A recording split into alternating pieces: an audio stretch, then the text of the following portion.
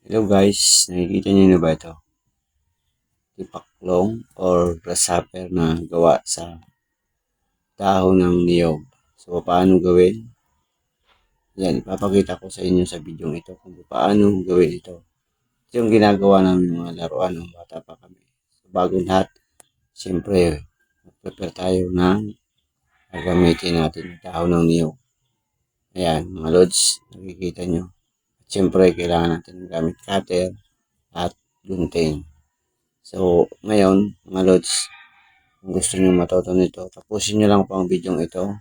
At syempre, bagong lahat, huwag pong kalimutan subscribe at syempre mag-follow sa aking munting channel.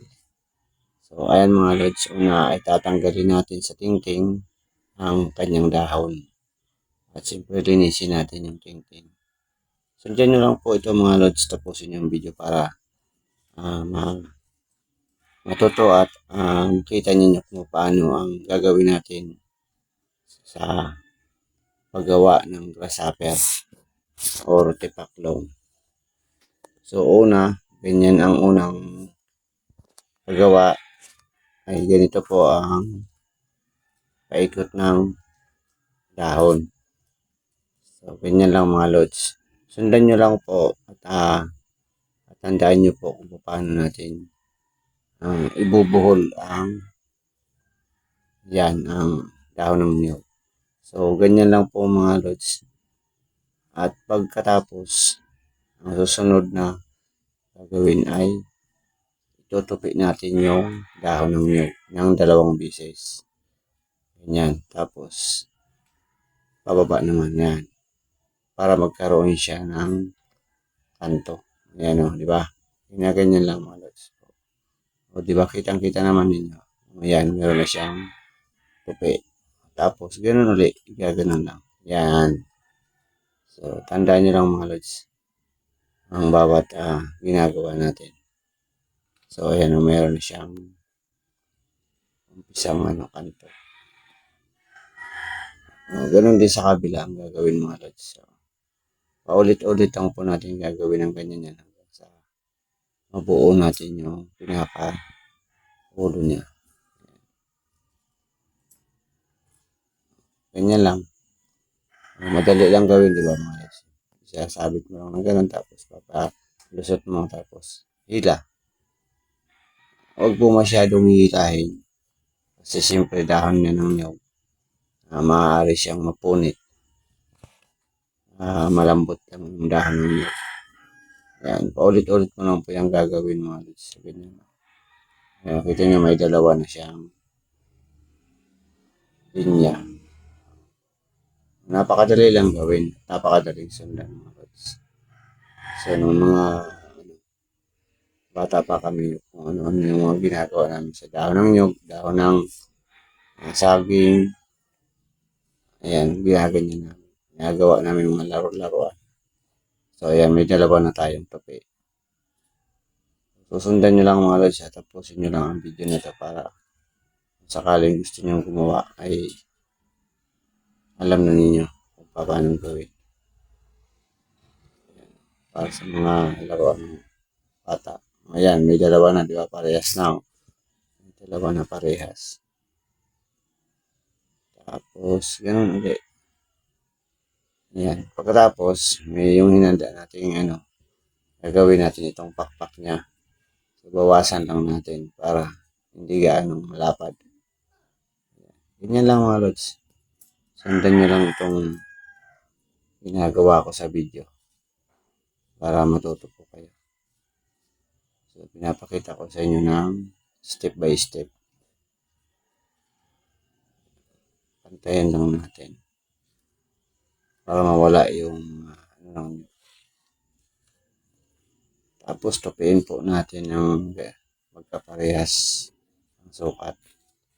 Tatanggalin lang natin yung dulo na hindi pantay. So ngayon, susunod ay gugupitan natin siya na maghugis pakpak ng paklong or grasshopper. Oops. Ayan, nakita nyo na. Meron na siyang hugis na pakpak. Tapos, iipit natin. Isasabay natin dyan para sa pagtupi ng kasunod dahil sa ilalim na siya para maipit siya. Ayan, ganyan lang. Ayan mga lods. Dahan-dahan lang natin papakita sa inyo. So, tapusin nyo lang ang video na to para alam ninyo na kung paano gawin. Ayan, iipitin lang natin yung mga lods. Isasabay natin dun sa pagtupi. Sa pagbuhol.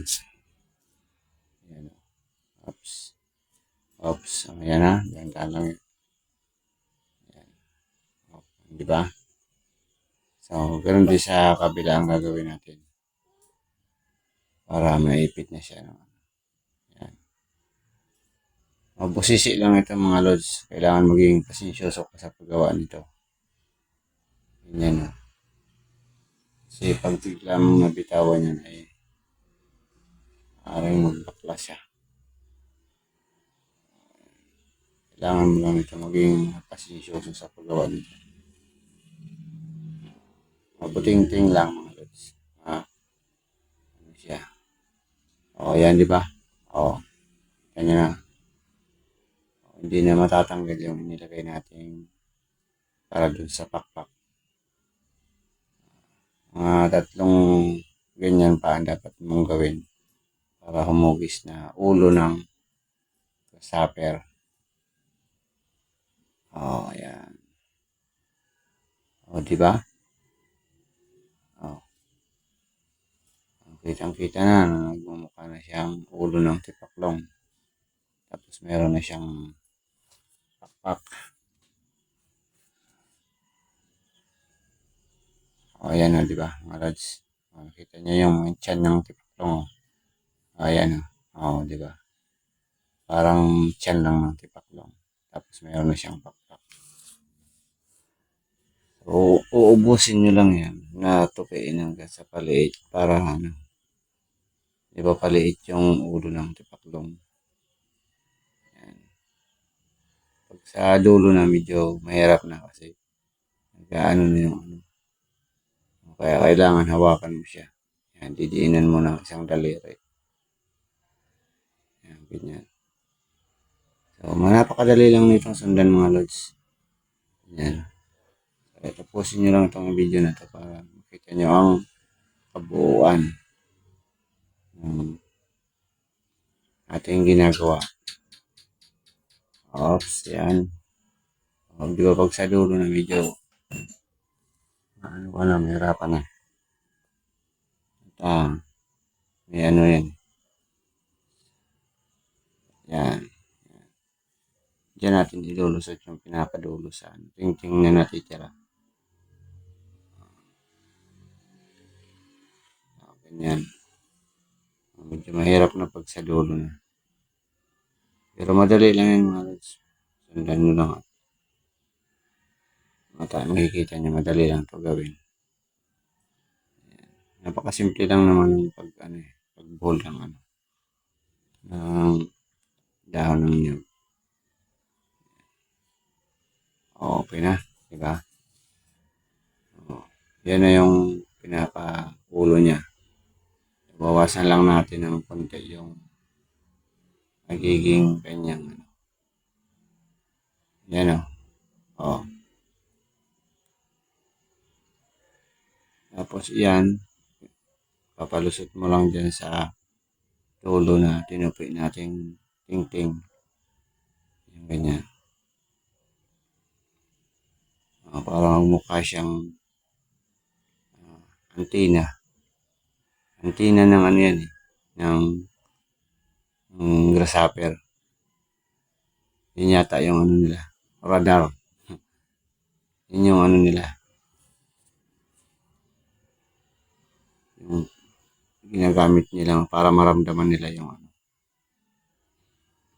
Kung ano yung nasa paligid. Ayan. Ganyan lang o. Nalusot lang natin. Dahan-dahan lang gawin yan para hindi mapatid. Huwag niyong hihilahin ng bigla kasi mapapatid yan. Ayan o.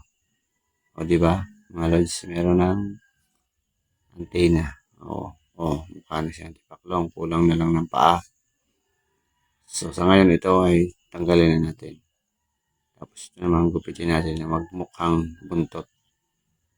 Di ba? Ayan. Kulang na lang paa. So, ngayon, prepare natin ng dalawang tingting. Magkaparehong haba ay dudublihin lang natin ang tupi. Tapos, ilulusot lang natin dyan sa gilid. Ayan. At pagkatapos, ito ay butasan natin ng konti para lumusot yung tingting. Ayan. Tapos, tutupian lang natin yung paa. Ayan. Ng konti. Di ba may paa ng isa? Ganon din sa kabila ang gagawin. Ganon lang, papalusot lang. At bubutasan lang ng mga cutter. Kaya meron tayong cutter at gunting dahil ito lang yung gamit sa paggawa niya. Ayan. Ganon lang gagawin. Di ba? Meron na tayong tipaklong. Ayan. Buo na, mga lods. So, sana naibigan nyo ang video ito. Huwag nyo pong kalimutan like, i-share, at syempre, subscribe.